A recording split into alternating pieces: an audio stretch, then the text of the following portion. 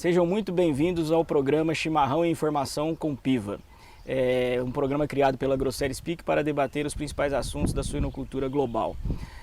Temos aqui nosso amigo José Henrique Piva, um dos maiores especialistas na suinocultura do mundo.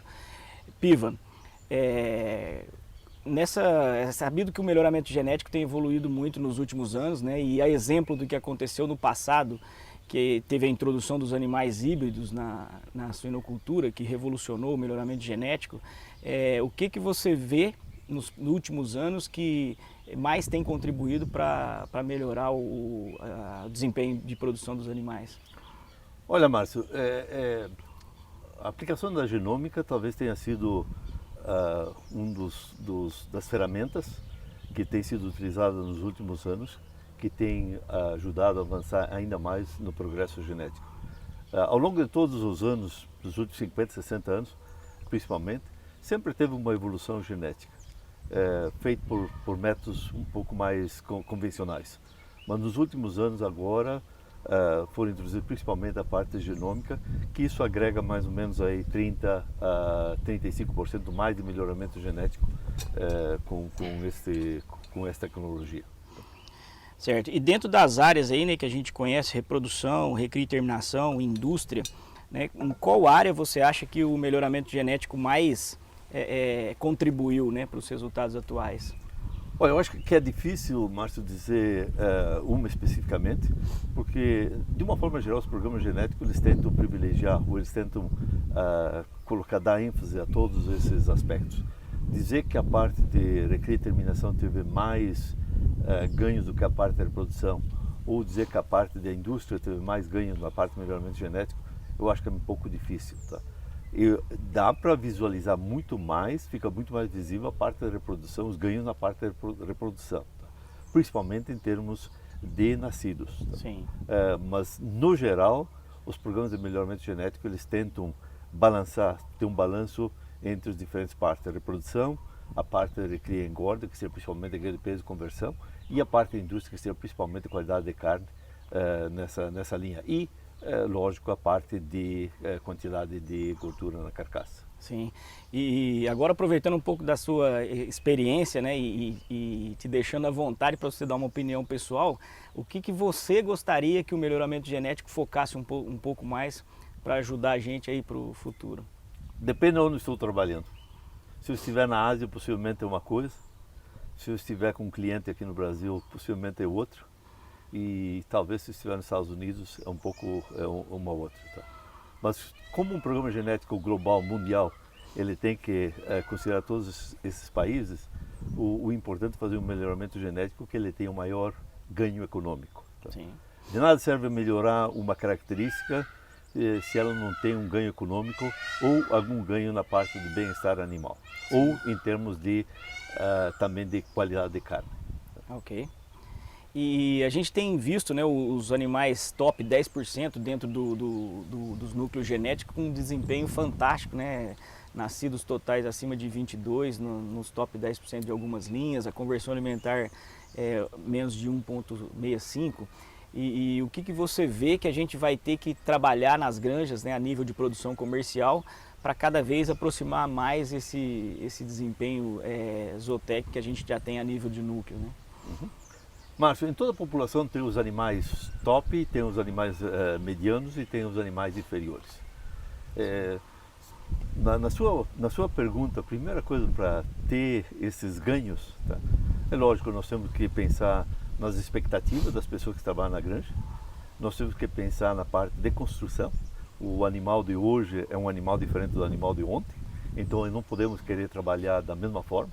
Sim. E como também temos que fazer aquilo que o Brasil tem feito muito bem, os suinocultores do Brasil têm feito muito bem, que é a introdução regular de material genético. Cada geração o animal é melhor, tá? Então, para manter esse ganho, tá? Para manter é importante a introdução contínua de material genético, seja via macho ou seja via fêmea. Certo. Ou via sêmen. Tá? Ok. E a gente sabe, né, que durante muitos anos o Brasil foi quase que, né, uma cópia de melhoramento genético dos Estados Unidos, né? E hoje, como que você vê a posição do Brasil em termos de qualidade genética, de melhoramento genético em relação ao que a gente tem nos Estados Unidos? Bom, eu diria que o Brasil é um país que tem grandes méritos, ou seja, na parte de melhoramento genético, principalmente no caso da Grosseries Peak.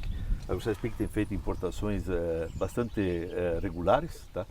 4, 5 importações por ano. E isso faz com que o fluxo de material genético ele seja contínuo. Ele não seja, faz hoje e depois ele fica 6, 8, 10 meses sem fluxo. Tá? Eu diria que hoje, toda a granja comercial, seja nos Estados Unidos, seja no Canadá, seja na Europa ou seja no Brasil, ela está entre 2 e 4 gerações em relação ao núcleo genético. Então aquilo que está sendo feito hoje no núcleo genético, ou aquilo que está acontecendo hoje numa granja no Brasil, é o trabalho feito 3, 4 anos atrás dentro do núcleo genético. Tá? O Brasil tem importado uma boa quantidade de animais para manter esse fluxo de genética. Eu diria que eu não vejo diferenças genéticas hoje entre Brasil, México, Estados Unidos, Canadá, Europa, Ásia. Tá? O fluxo ele tem sido muito bem feito. Talvez um pouco diferente do que eram 10, 12 anos atrás. Ótimo. E, Piva, a gente sabe que dentro dos avanços no melhoramento genético, né, a edição de genes é um ponto muito importante. Qual que é a sua visão sobre a edição de genes e o que você prevê que ela vai revolucionar ou ajudar a gente aí no melhoramento genético? Uhum. Eu acho que a edição de genes é uma realidade já da genética, seja na área humana, seja na área animal. Ou seja, certamente que ela vai ter seus méritos, seus benefícios. Tá? Talvez o primeiro benefício ele seja na parte de sanitário de doenças. E no caso da PIC, a primeira parte na parte de resistência à doença de Pierce, pelo impacto que a Pierce tem. Tá? Agora, não significa no dia da manhã que outras características vão ser trabalhadas nessa parte de edição de genes. Ela abre uma janela para resistência a doenças de modo geral, né? Resistência à doença e outros aspectos ligados à parte de produção que vai beneficiar a cadeia. Certo. Ok, Piva. Mais um assunto que eu gostaria da sua opinião é a respeito dessa nova tecnologia, né, dos machos. Aqui no Brasil a gente está falando dos machos substitutos, né? Como que você está vendo essa tecnologia e eu queria que você falasse um pouquinho dela para nós. Uhum. Bom, nos Estados Unidos, no inglês é conhecido como surrogate boars. Tá? É um processo ainda que ele está muito mais na academia ainda, não é aplicado. Ele é aplicado no ser humano, tá? Mas não é uma coisa ainda que, digamos, próximo ano nós vamos ter na nossa disponível. Sim. Tá?